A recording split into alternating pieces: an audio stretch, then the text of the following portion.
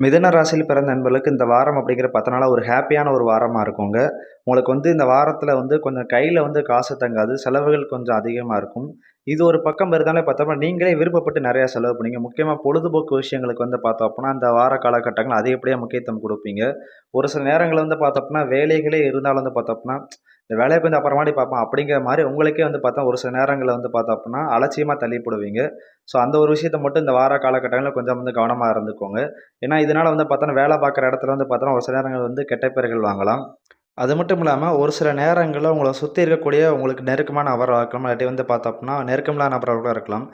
சுத்தி இருக்க நபர்களால பார்த்தீங்கன்னா, ஒரு சில நேரம் நீங்க வெறுப்புக்குள்ளாவீங்க. அவங்க மேலேயே பார்த்தோன்னா, ஒரு சில டென்ஷன் வரும் உங்களுக்கு. ஸோ, அதனால இந்த வாரத்த பொறுத்தல பார்த்தோம்னா, ஒரு சில நேரங்கள்ல நீங்க பொறுமையா செயல்பட வேண்டிய ஒரு வாரமாவும் இருக்குது. அதிலயும் குறிப்பா உங்களுக்கு எதனால அதிகப்படியான கோவம் வரும்னு பார்த்தீங்க அப்டின்னா, அந்த வாரத்த பொறுத்தளவுக்கு நீங்க ஒரு சில விஷயங்கள் நெனச்சீங்க அப்டின்னா, அந்த விஷயம் உடனே நடக்கணும். சீக்கிரமா செயல்படுத்தணும் அப்படி மாரி நெனைப்பீங்க.